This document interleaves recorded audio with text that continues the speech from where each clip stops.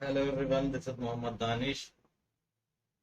तो बच्चा लोग, ये हमारा अरिथमेटिक प्रोग्रेशन की 5.2 एक्सरसाइज का थर्ड पार्ट है, जिसमें हम क्वेश्चन नंबर 16 से लेके फाइनल क्वेश्चन तक के पूरे सॉल्यूशन देखेंगे और इसके बाद 5.2 का एंड हो जाएगा।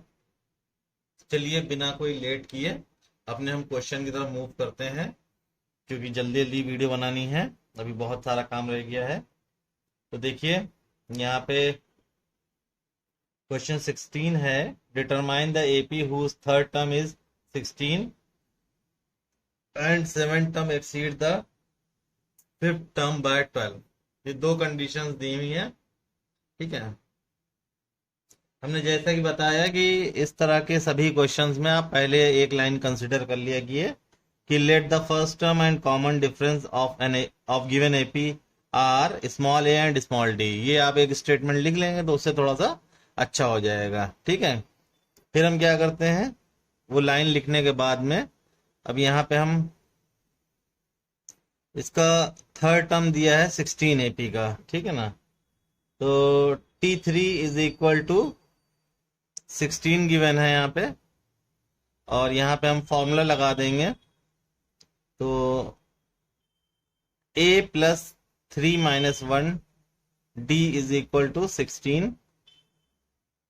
तो उस हिसाब से a plus 2d is equal to 16, ये एक इक्वेशन बन गई। अच्छा, यहाँ पे आप ये यहाँ पे लगाने से पहले यहाँ पे आप फॉर्मूला कोने में शो कर दिएगा Tn का, है। सब कुछ हमें बता देना है, ठीक है ना, प्रॉपर इंफॉर्मेशन हमको प्रोवाइड करा देनी है। इसीलिए हम शुरू में वो लाइन लिखेंगे कि let the first term and common difference are a and d, ताकि उनको ये भी क्लियर रहे कि यहाँ पे कॉमन डिफरेंस और फर्स्ट टर्म क्या क्या है, ठीक है। अच्छा, फिर नेक्स्ट, ये गिवन था सिचुएशन, और फिर बाय सेकंड कंडीशन में इन्होंने क्या दे रखा है, यहाँ पे बोल रहे हैं कि सेवेंथ टर्म जो है T7, वो एक्सीड कर रहा है फिफ्थ टर्म से 12। यानी कि आप सेवन टर्म में से फिफ्थ टर्म सब्ट्रैक्ट करेंगे तो आपका 12 आएगा, क्योंकि वो एक्सीड कर रहा है, ठीक है ना। अब यहाँ पे हम T7 का वैल्यू रख देंगे 7 - 1d, फिर माइनस T5 का वैल्यू रख देंगे a plus 5 - 1d equal to 12 रख देंगे। तो यहाँ से a प्लस 6d, यहाँ ब्रैकेट ओपन होगा तो -a, फिर -4d, ये माइनस रहेगा यहाँ पे 4d इज इक्वल टू 12। तो इस तरह से यहाँ पे a से a कैंसिल हो जाएगा, और 6 - 4 जो हमारा 2d होगा is equal to 12। Then d is equal to 12/2, ये 2 से 12 कैंसिल हो जाएगा, 6 आ जाएगा। यहाँ पे हमारा a और d का वैल्यू आ चुका है। First term and common difference, नहीं सॉरी, d का वैल्यू आया है, a का वैल्यू भी हम निकालेंगे, ठीक है ना। तो हम put d is equal to 6 in equation 1 में रख देंगे अब हम। तो यहाँ पे ये क्या हो जाएगा, a plus 2 × 6 is equal to 16। तो a plus 12 is equal to 16, a is equal to 16 - 12, plus 12 इधर आया, माइनस का हो गया 4, a इज इक्वल टू 4। अब इस तरह से यहाँ पे हमारे पास a और d का वैल्यू आ चुका है, a is equal to 4 and d is equal to 6, ये दोनों वैल्यू आ चुका है। तो AP जो हमारी होगी, AP इज यहाँ पे a plus d plus sorry a plus 2d dot dot dot dot and so on, ठीक है ना। तो a हमारा है यहाँ पे 4, फिर यहाँ पे ये 4 + 6, फिर 4 + 2 × 6 डॉट डॉट डॉट। तो ये 4 10, और फिर ये 16 डॉट डॉट डॉट डॉट। तो ये हमारी एपी आ गई, ठीक है। हमसे एपी ही डिटरमाइन करने लिखा है, तो वो हमने यहाँ पे निकाल दिया, एपी हमारी है 4 10 16। यहाँ पे फर्स्ट टर्म हमारा 4 है और कॉमन डिफरेंस 6 है। अब हम अपने नेक्स्ट क्वेश्चन की तरफ मूव करते हैं, जो कि क्वेश्चन 17 है।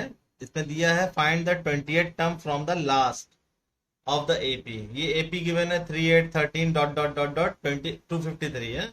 इस एपी का लास्ट से 28 टर्म निकालना है। लास्ट से 28 टर्म। तो यहाँ पे सॉल्यूशन में, यहाँ पे इसका फर्स्ट टर्म जो एपी का है a इज इक्वल टू 3, ये इतना गिवन है।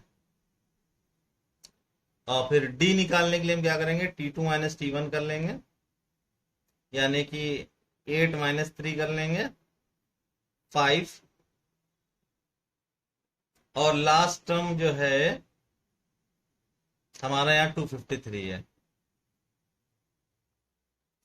कुछ बातें यहाँ पे क्लियर कर देंगे, उसके बाद आंसर बहुत आसानी से निकल आएगा। पहली बात यह है कि अगर कोई एपी जो है, ठीक है, वो स्टार्टिंग से इंक्रीजिंग एपी है, तो वो पीछे से जो होगा लास्ट से अगर देखेंगे उसको, तो वो डिक्रीजिंग एपी होगी। यानी कि अगर हम इधर से देख रहे हैं तो 3 8 13 इंक्रीज कर रही है एपी। अगर हम पीछे से इधर आगे की तरफ आएंगे तो ये एपी डिक्रीज कर रही होगी। ठीक है, एक बात तो ये है। दूसरी बात ये, और हाँ इसका उल्टा भी हो सकता है, अगर आगे से डिक्रीज कर रही है तो पीछे से इंक्रीज करेगी। ठीक है।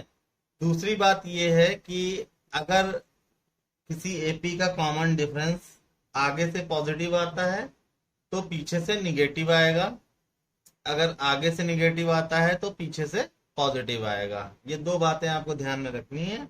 ठीक है ना। तो यहां लिख देंगे सो हेयर कॉमन डिफरेंस।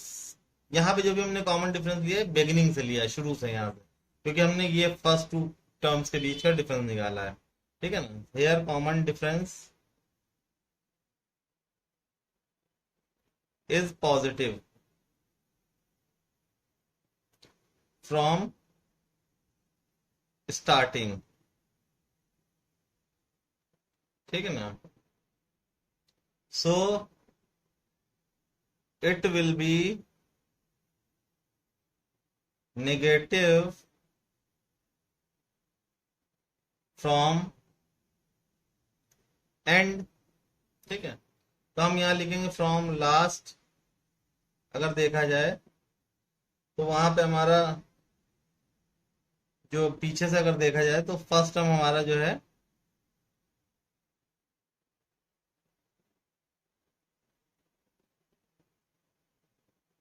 वो L इज इक्वल टू 253 है, और कॉमन डिफरेंस जो है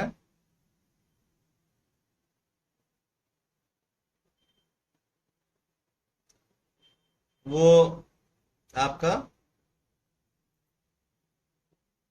-5 है। ठीक है। अच्छा, तो अब आप अगर हम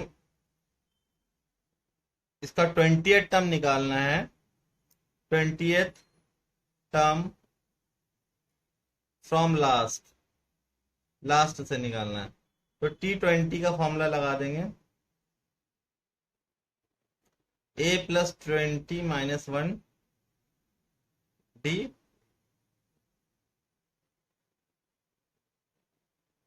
और यहाँ पे first term a is equal to last term, ये एंड से ले रहे हैं ना, फ्रॉम लास्ट से, तो यहाँ पे a की जगह पे लास्ट टर्म रखा जाएगा 253 प्लस 20 माइनस 1 19 हो जाएगा, और d की जगह पे लास्ट से जो कॉमन डिफरेंस है वो -5 है।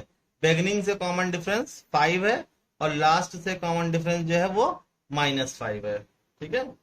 तो हम इसके d की जगह पे -5 रख देंगे, तो यहाँ पे हमारा जो है 253, और ये प्लस माइनस माइनस हो जाएगा, और 19 5 से 95 हो जाएगा।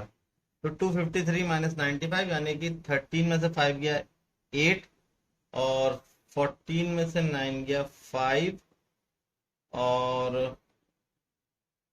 1, तो प्लस का 158 जो है 28 टर्म आ रहा है फ्रॉम लास्ट, ठीक है ना। तो ये तो देखिए, ये जो हमने आपको बताया है ये मैनुअल मेथड बताया है, ठीक है ना। इसके अलावा जो है हमने जो इसके एपी की जो वो वीडियो बनाई है जिसमें जो है हमने सारे एपी के कॉन्सेप्ट, इसके फॉर्मूलाज और इसके फॉर्मूला के डेरिवेशन वगैरह के बारे में सब बताया है।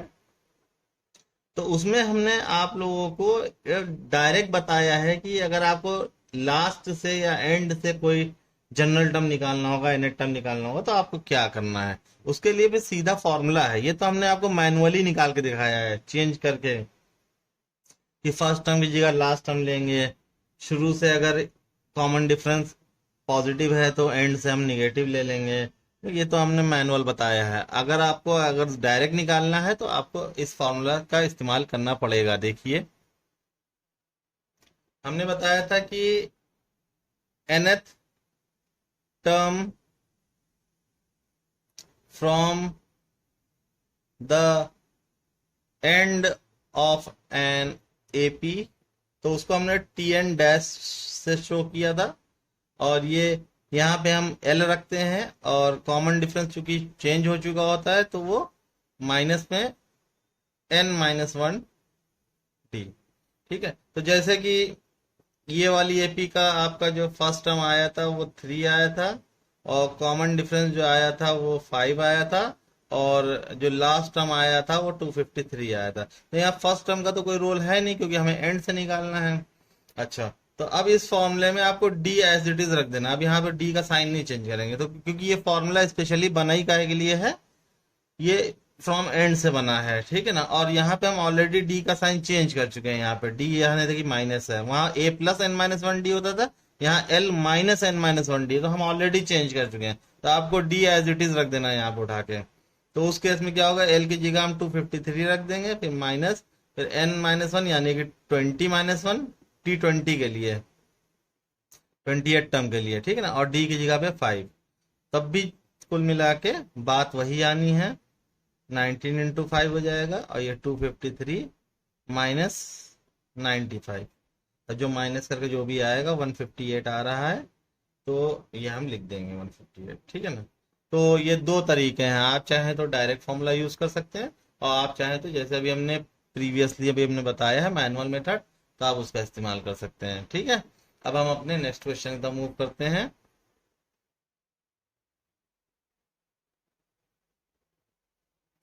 ये हमारा नेक्स्ट क्वेश्चन है, क्वेश्चन नंबर 18।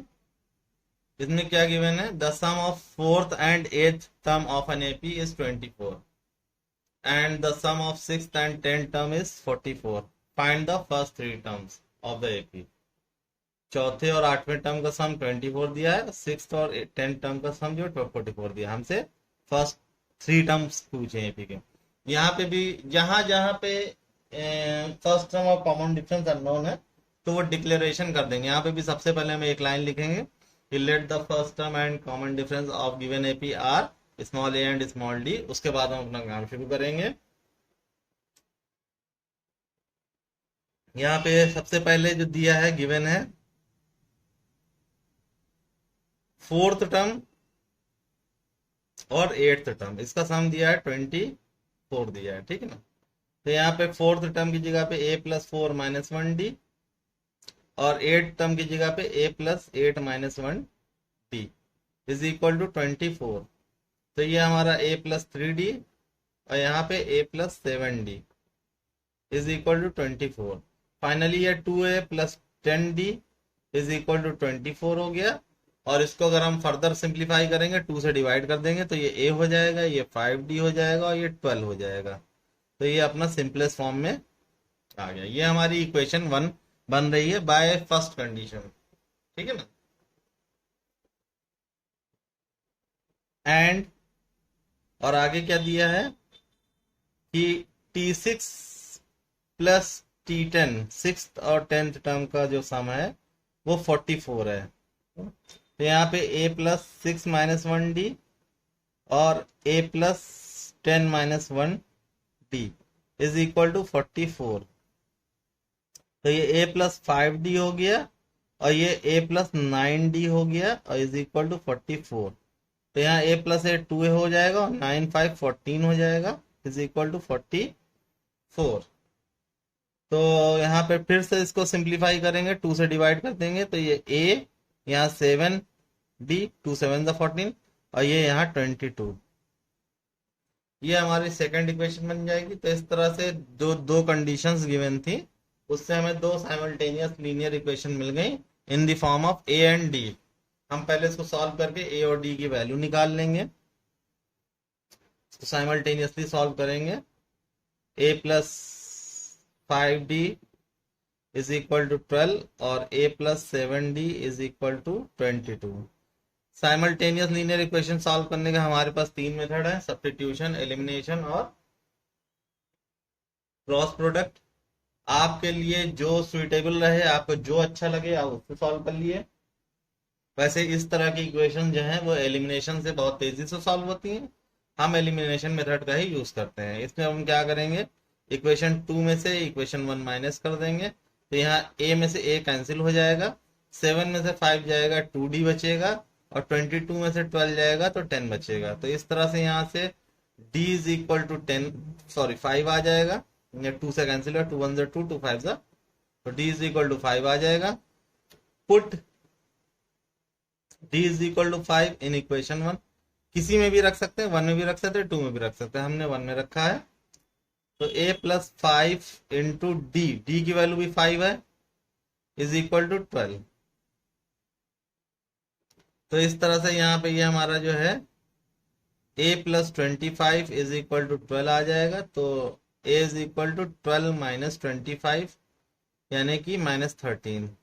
तो इस सीरीज का जो फर्स्ट टर्म आया है वो -13 आया है और जो कॉमन डिफरेंस आया है वो 5 आया है। तो a और d की वैल्यू आ चुकी है। हम फर्स्ट 3 टर्म लिखेंगे।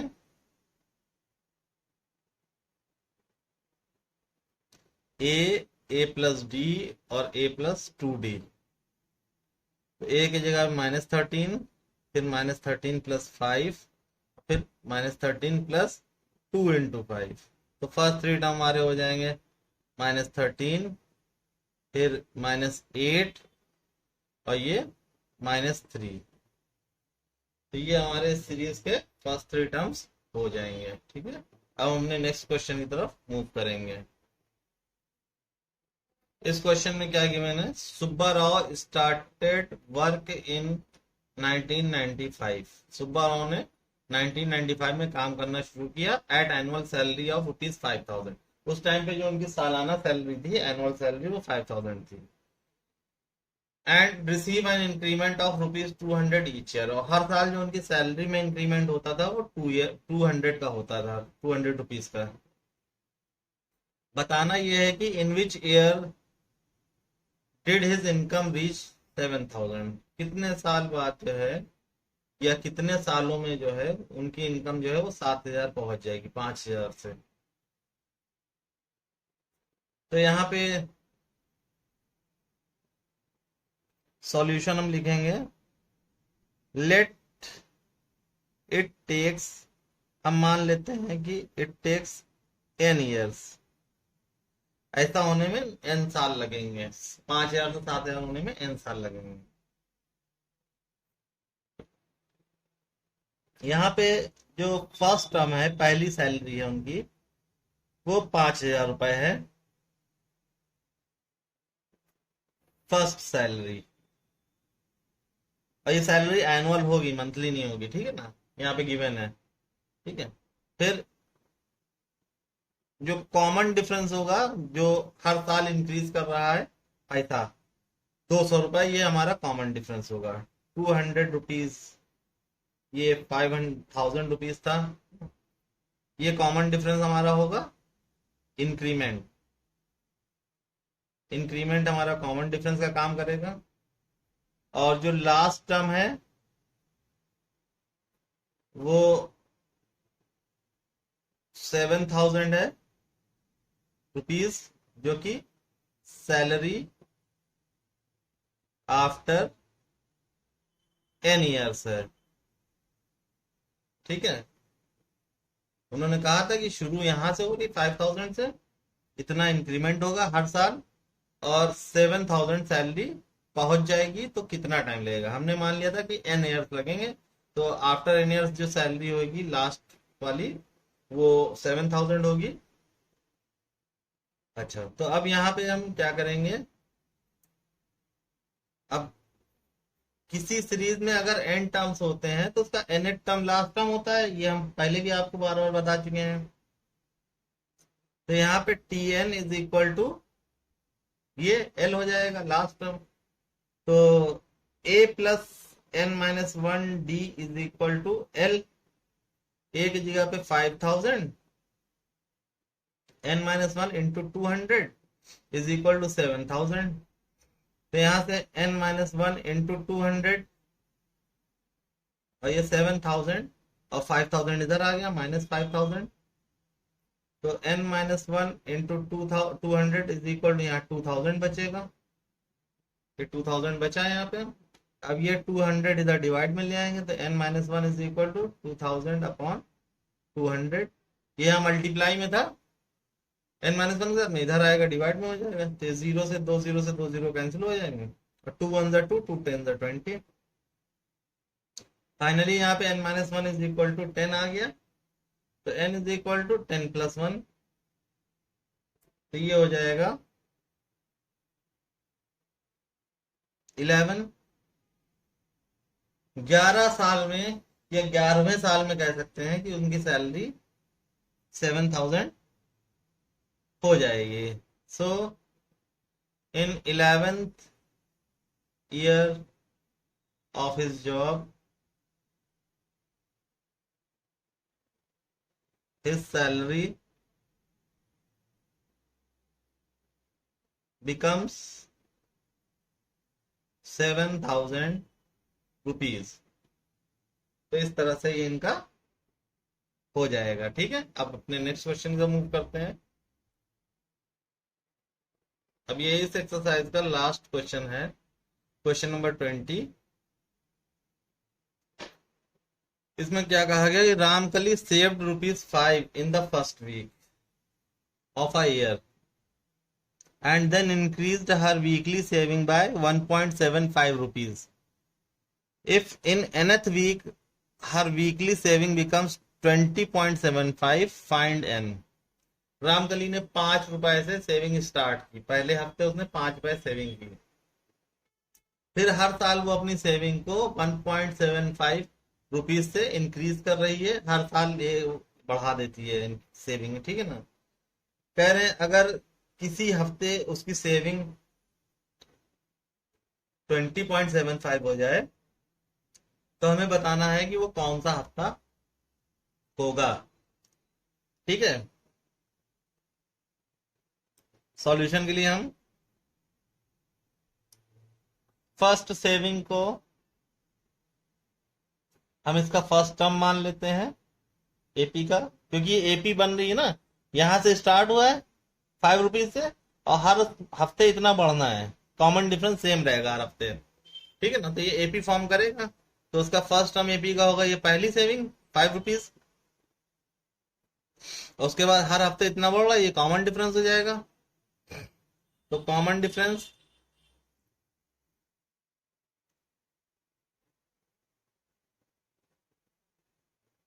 D is equal to 1.75 rupees.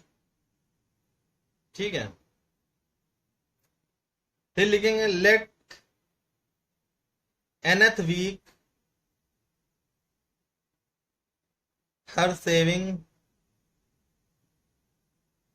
becomes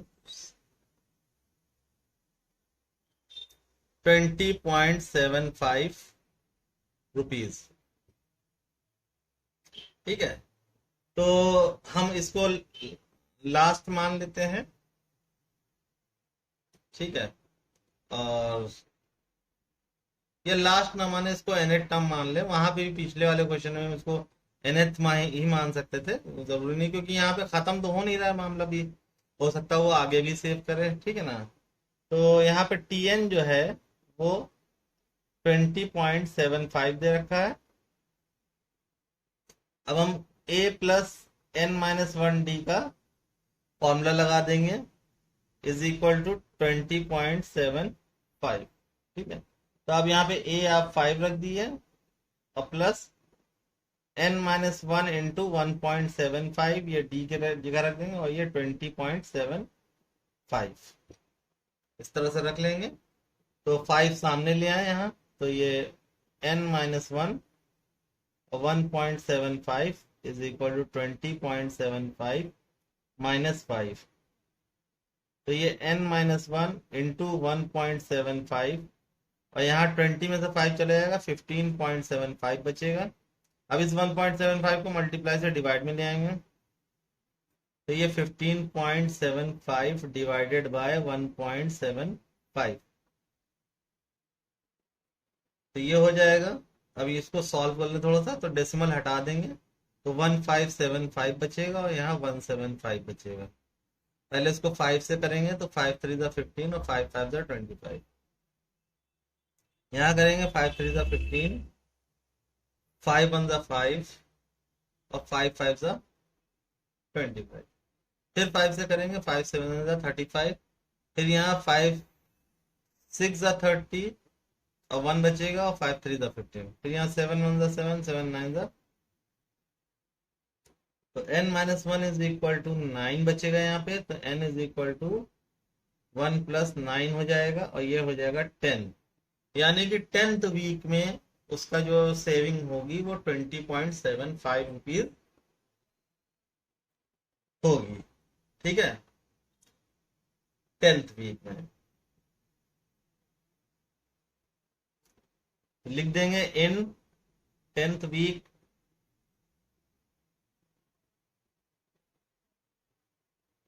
her savings becomes rupees 20.75, और इस तरह से ये हमारी एक्सरसाइज कंप्लीट होती है। उम्मीद करते हैं आपको सारे सॉल्यूशन बहुत अच्छे से समझ में आए होंगे।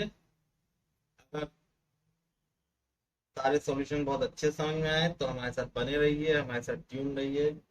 आपको एक एक टॉपिक का सॉल्यूशन मिलता रहेगा, और अभी लास्ट टाइम पे आपको अनसॉल्व पेपर भी आपको लगा के दिखाए जाएंगे, और क्वेश्चन बैंक्स वगैरह के सॉल्यूशन भी आपको मिलेंगे। बहुत कुछ मिलने वाला है, ठीक है, पढ़ने वालों के लिए बहुत कुछ मिलने वाला है। तो हमारे साथ बने रहिए, हमारे चैनल को सपोर्ट कीजिए, इसको लाइक और सब्सक्राइब किए, और ज़्यादा से ज़्यादा अपनी तरह पढ़ने वाले बच्चों में इसको शेयर कीजिए, क्योंकि ये हमारी एक छोटी सी कोशिश है कि हम चाहते हैं कि इस चैनल के माध्यम से, मीडियम से, आपको घर बैठे पूरी फैसिलिटी प्रोवाइड की जाए, और हो सके तो आपको बाहर कोचिंग्स वगैरह का सामना ना करना पड़े। और ये जो कोशिश है हमारी, तो ये खास करके उन बच्चों के लिए है जो बेचारे कोचिंग ट्यूशन की फीस अफोर्ड नहीं कर सकते हैं। जो अफोर्ड कर सकते हैं, तो ऐसा नहीं है कि मैं किसी तरह का कोई विरोध कर रहा हूँ कि नहीं कोचिंग ट्यूशन नहीं, पर जो अफोर्ड कर सकते हैं वो बिल्कुल जाएं, ठीक है ना। वहाँ भी यही पढ़ाया जाता है, और हो सकता है कि बहुत सारे लोग मुझसे अच्छा पढ़ाते हों, ठीक है। तो लेकिन जो बच्चे बेचारे नहीं अफोर्ड कर सकते हैं, तो हम उनके लिए क्लासेस वगैरह या सॉल्यूशन वगैरह इतना आसान बनाना चाह रहे हैं कि उनको फिर जो है मेरे सॉल्यूशंस वगैरह, मेरी क्लासेस वगैरह देखने के बाद में फिर कहीं और जाने की जरूरत ना पड़े, ठीक है। तो प्लीज ऐसे लोगों में ज्यादा से ज्यादा इसे पहुंचाइए जिसको, मतलब जिनको इस चीज से फायदा हो सके, ठीक है। और बाकी तो सबके लिए है ये चीज, यूट्यूब पे पढ़िए तो सबके लिए है।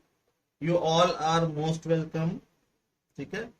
लेकिन स्पेशली ये जो पहल है ये उन्हीं लोगों के लिए है जो बेचारे अफोर्ड नहीं कर सकते हैं। तो थोड़ा हमारा भी साथ दीजिए और इन चीज़ों को आगे फैलाइए। बाकी हमारे में अगर कोई कमी आ रही है, क्लासेस वगैरह में या सॉल्यूशंस वगैरह में कोई कमी आ रही है, आपके पास अगर कुछ और क्रिएटिव आइडियाज हैं, तो वो हमारे साथ कमेंट में शेयर कीजिए। क्योंकि देखिए इस टाइम जो ये मैंने पहले शुरू की है, तो वो अपने सीमित साधनों के साथ में, लिमिटेड सोर्सेस के साथ में हमने शुरू किया है। ठीक है, समय भी निकालना पड़ता है, टाइम की भी शॉर्टेज है, क्योंकि भाई अपना भी पेट वगैरह है, तो बाहर से भी पालना पड़ता है उसको। तो काफी टाइम उसमें चला जाता है। ये समझ लीजिए एकदम गोल्डन टाइम निकाल के आप लोगों के लिए वीडियो बनाते हैं। बस ऊपर वाले से ये दुआ है कि ये मेहनत थोड़ी सफल रहे, कुछ बच्चों को इससे फायदा पहुंचे, तो बस मेरी मेहनत सफल हो जाएगी। चलिए सर, ज्यादा देर नहीं करते हैं, और थैंक यू सो मच। बने रहिए इसी तरह से।